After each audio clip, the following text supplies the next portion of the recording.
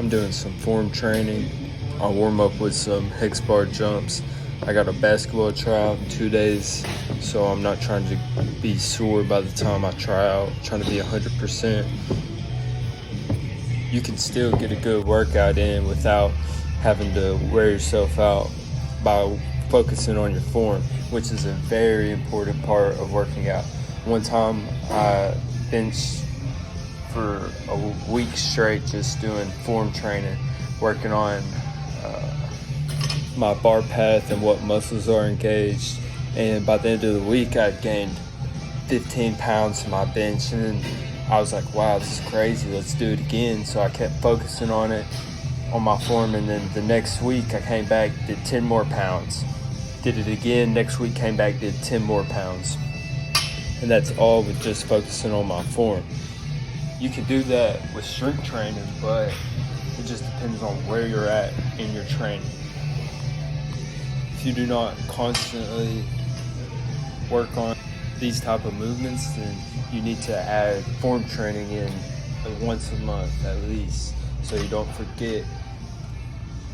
Or you could program it in a whole month throughout the year.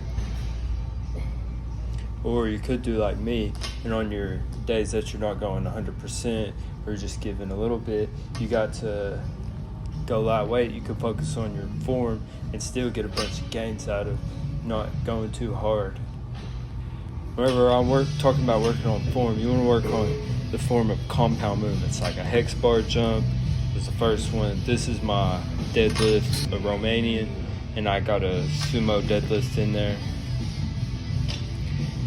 Then I'm working on my explosive movements, a snatch, and then after this I'll do a power clean.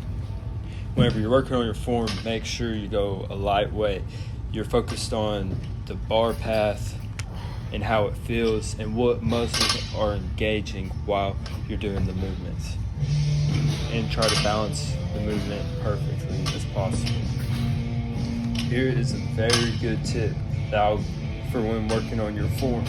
Taking videos and then rewatching the video, watching exactly what you did. The reason why it's such a good tip is because you don't really realize whenever you watch the video that you were doing something completely different than what you thought you were doing. And that can completely change your form.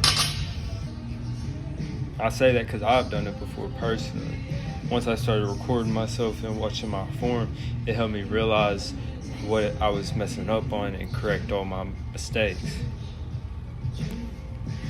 Right here, we're doing some deficit deadlift to extend the range of motion that we get from the deadlift. Instead of pulling it from the mid-shin, we're pulling it from our toes, which gives us an extra stretch and makes it, when we go back to a regular deadlift, it'll be 10 times easier. I make sure I get it with my Romanian and sumo deadlift. If you always do sumo deadlift and that's your strongest way and that's all you practice, I suggest you practice doing Romanian also, or vice versa, because that can boost each other up. If you get your weaker one up, it'll get your other one stronger. And this is the last workout. I wasn't trying to go too hard because I didn't want to be sore at all, but this is a good balance and strength workout. This is the toughest workout I did.